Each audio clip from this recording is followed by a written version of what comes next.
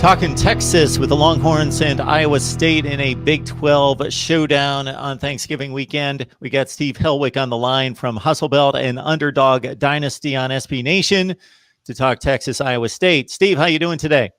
I'm doing excellent. It's already Thanksgiving week, which I think is one of the best football watching weeks of the year. You have rivalry week coming up. I think Black Friday is always a great day to watch games too, with a fun slate we have headed this week. Absolutely. And the Big 12 has probably played its way out of the college football playoff race with Oklahoma State's loss against Oklahoma. So the Cowboys had a bit of a path as a one-loss team, but obviously they have dropped back into the pack after losing big in Norman. So now it's a jumbled mess with a lot of two-loss teams. But to make it clear to everyone, the winner of this game controls its own destiny, and Oklahoma controls its own destiny. So if they win out, then we're seeing a Texas-Oklahoma / Iowa State-Oklahoma matchup in the Big 12 championship game. Mm-hmm. I think nobody would have any complaints about those two because both Oklahoma, Iowa State, and Texas, Oklahoma were phenomenal games earlier this season. Now the Sooners are a problem right now for the rest of the Big 12. They started 0-2 in conference play, and they've won 6 straight, and they look better week by week. Spencer Rattler's starting to get more comfortable. Their defense is looking great. They went up 21-0 on Oklahoma State in an instant, and that's a really good Cowboys defense. So Oklahoma is that team in the Big 12 that nobody wants to face right now, but this Texas-Iowa State game is going to be telling of the Big 12 race a lot. And I think that the team that can win this game, I know Texas still has Kansas State and Iowa State still has West Virginia, but the winner of this game probably will get into the Big 12 championship, I'd say. Yeah, so Texas still has a Kansas State date, but still, you mentioned this before we started to record in regards to the season Breece Hall's having. He basically has not had a bad game. He's throwing up 100 to 150 against everybody, but Texas's run defense has been pretty stout. Yes, Breece Hall. I don't know why. I mean, this is a really up in the air Heisman Trophy season. If you want to throw one running back in that race, that's Breece Hall, and he's just done phenomenal with Iowa State. It's not like he's putting up a 250-yard game against Kansas and then 50 yards against Oklahoma State. No, he has been steady all season long. He has not had a single game this year with under 100 yards, and he's averaged 5 yards a carry or more in every single game this year, except for that Baylor game where Iowa State had that comeback. He's been tremendous, but then again, Texas's run defense has been too lately. Letty Brown, he's 4th in the country in rushing. And Texas held him to under 50 yards and really stuffed him at the line of scrimmage when they played the Mountaineers in their last outing. And Chuba Hubbard led the country in rushing last year. Hasn't had as good of a season, but when he played Texas, he was nowhere close to that 2019 status that he was at. And Texas held him to 72 yards on 25 carries. So Texas's run defense has taken some of the best running backs in the country this year and just made them a little useless for opposing offenses. Now, Breece Hall, he's number 1 in the country in rushing yards. He has yet to deliver a bad performance yet, and he's done it against some good defenses like Oklahoma State and Oklahoma, who have really improved their defense this year. So I think that will be the number 1 storyline going into this game is, can Breece Hall win the battles at the line of scrimmage, or does Texas's run defense do what it did in its last 2 games against Oklahoma State and West Virginia and impose their will on the line of scrimmage? So, Steve, if we flip to the other side of the ball, how do you match up the Iowa State defense against the Texas offense led by Sam Ehlinger, who's posting his best TD to interception ratio of his career? Iowa State has a really good underrated defense, and they're coming off their best performance I may have ever seen from an Iowa State defense, shutting out Kansas State completely, 45-0. That was 1 week after giving a little too many points up to Baylor. But Iowa State's defense was excellent that game. They were forcing turnovers. I think they won that battle 3-0. And their defense is really stacked, I think, in the front 7. I really like their linebacker, Mike Rose. He's really good at getting into the backfield and penetrating past linemen to get those running backs in the backfield. And I'm also a big fan of Jaquan Bailey, who's their top pass rusher and has 6 sacks. So I think Iowa State's really sturdy up front and at the line of scrimmage. I think their secondary is still formidable, but I think it's a unit that Texas might be able to expose, especially when they're getting their star wide receiver, Joshua Moore, back from injury. He missed the West Virginia game. And you're also getting tight end Cade Brewer back. He would have missed the Kansas game if that was played last week. So Ellinger now has increased amount of weapons to attack Iowa State with. I don't think Texas is going to have much success in the running game against the Cyclones. I mean, Sam Ellinger is still the team's leading rusher. They might be finding a feature running back now on Bijan Robinson, who was really highly recruited freshman and had 100 yards against West Virginia. But still, in a game that's almost a Big 12 elimination game, I'd want to play to my strengths if I'm the Longhorns. And I think that's mainly Ellinger power runs and then just throwing the ball. I mean, Texas has had a lot of success with some wide receiver screens this year, and even on post routes. I mean, Ellinger hitting Jake Smith against West Virginia, that was really their one big play of the game. So I'd say air it out a little more this game if you're Texas, because Iowa State has some players in that front seven, and I think that Texas would have their most success trying to work against their cornerbacks.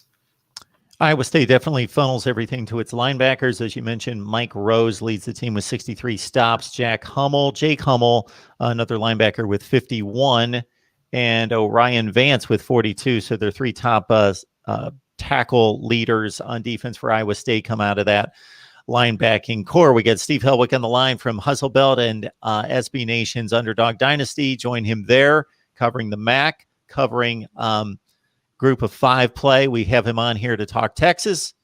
That's his alma mater. He's covered the Longhorns for quite some time as well. When you look at the Big 12, it fascinates me from the standpoint of all the various possibilities. And again, off the top, we talked about everybody with 2 losses at the top, except Iowa State actually only has the 1 loss coming to Oklahoma State. When I look at the scores, if we just look at the scoring averages around the Big 12, do you think we've gotten to a place, Steve, where the Big 12 can no longer be called that conference where there's no defense played?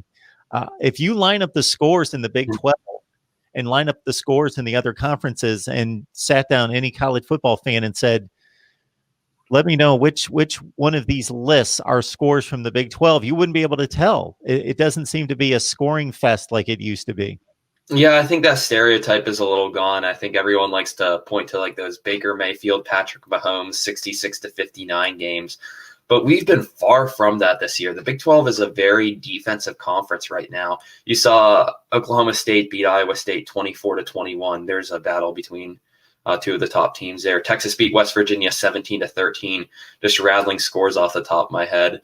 And Kansas State beat TCU, 21-14. So there have been, and I'm naming a lot of different teams in the Big 12 here that have had low scoring games this year. And there's a lot of good defensive players in the Big 12. I mean, you go from Oklahoma State, who has Malcolm Rodriguez, Kobe Harvell-Peel, Texas with Joseph Asai. And then you go Iowa State. We just talked about Mike Rose and Jaquan Bailey. There's a lot of NFL prospects on these defenses. And I think that some of the offenses and quarterback play have taken a bit of a regression this season. And there's no need for the Big 12 plays no defense stereotype this year. I don't have the statistics in front of me, but I'm willing to bet that the SEC probably has a higher average score in its game this year. And that's not always no defense. I mean, sometimes it's just a tremendous offense, which is unstoppable. So, and you have to give credit where it's due. But I think the Big 12 has been fascinating this year. And then we had the Texas versus Texas Tech and Texas versus Oklahoma score. So the shootouts aren't completely done. But since we're talking about Iowa State and Texas here, I don't think a team has scored 30 points in this series since 2014. Always expect a low score when these two teams face. Last year, Iowa State won on a game-winning field goal. It was in the 20s. I think 2 years ago when it was in Austin, Texas just destroyed Iowa State's offense and won 24-10. And the year before that, I think it was 27-6. There was a 27-6 game in there. There was a 24-0 game in there where Iowa State won. So don't expect high scores in this one, especially. You had mentioned defensive standout Jaquan Bailey, 6 sacks. Also, Will McDonald, another someone to look out for people watching Iowa State for the first time this year. He comes into the game with 6.5 sacks as well. Steve Helwick on the line talking Iowa State and Texas. The winner controls destiny to the conference championship game against probably Oklahoma, who also controls its own destiny. How do you think this one's going to play out? Not just this particular game, but the Big 12 race toward those two spots. I like Texas in this game. I think that the Longhorns, they've really dominated Iowa State's offense the last two times they played at DKR. And last time Brock Purdy was there, Texas recorded 5 sacks on him. Compared to last year in Ames, they only got 1. So pressuring Brock Purdy is a huge thing that they'll have to do this game, especially if they already have Breece Hall under control. Because Brock Purdy, he's a good quarterback. Sometimes he's inconsistent, but he can really air it out. And Iowa State has some star receivers. I don't know if Tariq Milton's healthy for this game yet, but you have Xavier Hutchinson, and there are some weapons that Iowa State has, especially at the tight end position, Charlie Kohler, who can draw some mismatches on Texas's defense. So this game is about pressuring Purdy, getting those 3, 4, 5 sacks on him, and then Texas could really control this game and make Iowa State play from behind, which the Cyclones have not been good at doing this year when you look back to their games against Louisiana and Oklahoma State. So Texas really has to assert their will from the beginning. That's another thing Texas needs to do is play from ahead. So many times this year, Texas has been forced to come back against Texas Tech and TCU and Oklahoma, and those games have not gone well for the Longhorns always. So Texas really needs to just apply the pressure from the opening and get some points on the board offensively and have those nice scripted drives that score. So I do think the Longhorns win a close one. I will say this game is decided by 1 possession. I would say something along the lines of 27-24. Purdy comes in at 64% completion percentage, 13 TDs and 6 interceptions, 3 TDs on the ground. And you mentioned Charlie Kohler, who's been one of the better tight ends in the nation now for a few years, 25 receptions coming in and 4 scores for the Cyclones. Iowa State, Texas, Black Friday, winner controls its destiny to a Big 12 championship game berth. Catch Steve Helwick at Hustle Belt and also at Underdog Dynasty on SB Nation. Steve, we appreciate you stopping by. Thank you. Looking forward to a fun weekend of football.